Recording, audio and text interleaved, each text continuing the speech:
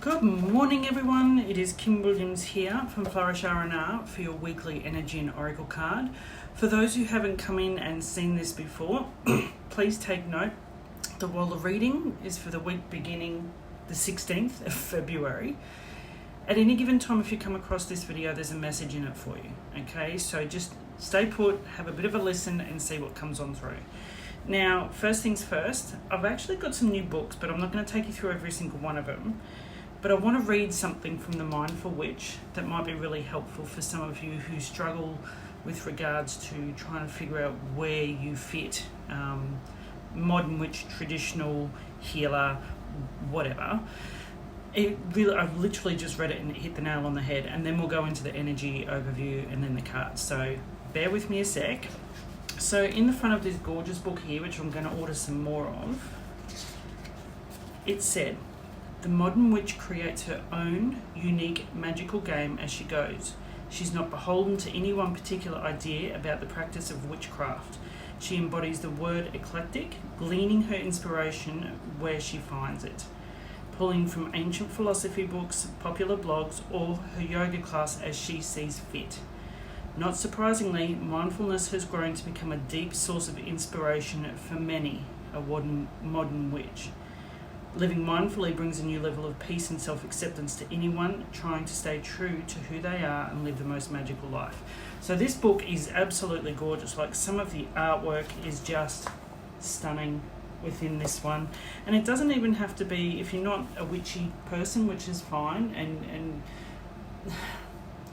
the meaning of the word witch is just a woman standing in her power. So, you know, you don't have to do any of the woo stuff if you don't want to. I just love how the artwork in this is just stunning, and it really facilitates the things you can do. So I'm going to get some more of those in the store. If you would like one, please let me know. I'm going to order them this week. So let's do some energy stuff. We have Mercury in retrograde starting in the next 24 hours. Now, the shadow period leading up to it has already been happening over the last 10 days. We are literally about to hit on point in the next 24 hours, which means the next 2 to 3 weeks is going to be a little bit intense with communicating. Now, I don't want you to panic about Mercury in retrograde. This is not how this goes. What I need you to be aware of is Mercury is the planet of communication, which means he/she is asking you to be very clear on how you communicate with others and yourself, first and foremost, okay? So this is going to be a time of, sorry, I've got a piece of hair interrupting there. This is going to be a time of reviewing, realigning, and refining your message or what you actually want. You need to clear this throat chakra here to be able to ensure that what you are putting forward is exactly your, number one, intention, and exactly what you want to achieve. Now remember, your words are your wand, honey.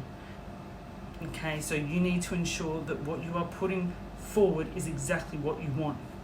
If you have a shit mindset and keep putting that forward, but want to know why you're not getting what you want, need I explain more?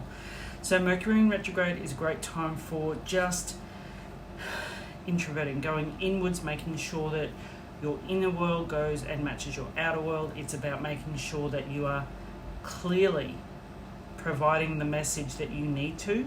And if that means setting strong boundaries and releasing, remember that's another word that comes up under Mercury retrograde, releasing people that no longer fit where you're going, then you need to let them go. Okay, you don't have to do it in a nasty way, you just start disengaging from them. All right, so we're going to get on with this week's reading. Now I'm going to draw a card from the Keepers of the Light deck by Kyle Gray, and I'm going to draw the 3 from the Oracle Tarot that we always use. So I want you to have a little bit of a, wriggle in your chair for a sec, then get comfy and just take that really nice big deep breath and release it. We're going to invite a keeper to come on in and work with us this coming week, just to be able to help us navigate what comes up. And it's going to be different for everyone, but this particular keeper can assist in what's going on. Okay, actually we have 2. So the first one is Diana, Focused Intention. This is the Wonder Woman card of the deck, so I'm not surprised that she came up. And then this one, Krishna, which is devotion. What are you devoting yourself to? You need to focus in and devote yourself to something, okay? And if you don't devote yourself to something, then you'll actually take what everyone else is saying around you and put it into your head and then get all confused, and that's where the head fuck starts. So excuse my language for those who don't like that. So focused intention and devotion. I'll come back to them in a minute and we'll dive a little deeper into them. Let's draw our 3 tarot. Again, take your deep breath, relax your shoulders. Let's see the underlying story for this. Oh, number 1 card is the Lovers, Soulmates and Decisions. Okay, that one literally flipped out, so there's a reason behind it. The second card, you can see it poking up here, is the Moon, another second major arcana. Okay, now let's draw that third one. There it is. It is tradition. So we have 3 major arcana. So in tarot, you have your anywhere from 21 to 23 traditional major themes, and then you have your stories that run underneath. But what we've got this time, we've actually had 3 of these major arcanas come up, so that's something, there's a big story being woven beneath at the moment. So let's have a look at the first 2. We got Diana and focused intention. So think about what you desire, set your sights high, and expect the best possible outcome. Okay, you are the creator of your life, sweetheart. You need to set the tone as to what you want and how you want it to go, and then leave room for some magic to come on in. And the second one is Krishna, which is devotion. Trust your spiritual guidance. Your commitment has been recognized, and you are loved unconditionally. So the work you're doing it's lining you up for what you want, sweetheart. You just need to devote yourself to it and continue to devote yourself to it. And the easiest way to do it is every morning when you wake up is taking the breath like we did at the start of this, taking your breath and going, where do I need to focus my energy today? What's my intention for today? What do I want to focus on mood-wise today? You know, that kind of stuff. Focus in on, because what you focus on expands. And then we have the 3 major arcana that came underneath it to tell the story. We have the Lovers, which is soulmate and decisions. You have some serious decisions to make with regards to clearing the decks energetically, so that either you and your partner can recommit to each other, which is that devotion card, or you make space for someone else to come in. Okay, so this is about recognizing also that you got to love yourself, sweetheart. If you can't do that, then you're really wishy-washy on setting the tone for anyone else coming in, and that's not fair. All right. The second card was the Moon, which is what are you desiring? This is that, what do you really want? And so many of us tend to forget that it's up to us to choose what it is that we really want.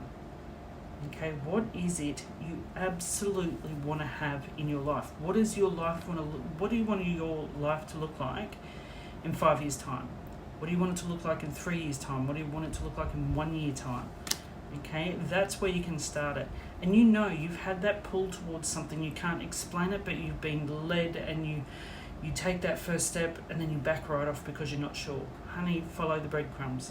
And then nostalgia, which is tradition and reflection. So this is how you've done it previously isn't necessarily going to work for you this time round. Okay, so you might find that the same lesson or the same storyline is coming up for you again. You need to have a look at where you need to tweak how you come at it, okay, or choose how you want to reflect. There you go, Mercury retrograde word. All the words that really sum up Mercury retrograde is you're reviewing, you're refining, you're reflecting, realigning, redefining, all of those things, okay? And the fact that they've just put reflecting there, it's okay to reflect back on what's happened. It's not okay to take such a deep dive into it that you can't get out. That's not what this is about. Have a look at what worked in the past and amend course, okay? So that is your energy reading for the week. That is your oracle reading for the week. I have some openings for sessions up until the end of this month. I'm going to be opening up March and April very shortly. If you are interested in coaching with me and learning all of the woo things, let me know. I'm going to open up a couple more spaces there because it's all going so well. I love that work. And I wish you all the best in this coming week. I love you guys and thank you for listening. Mwah.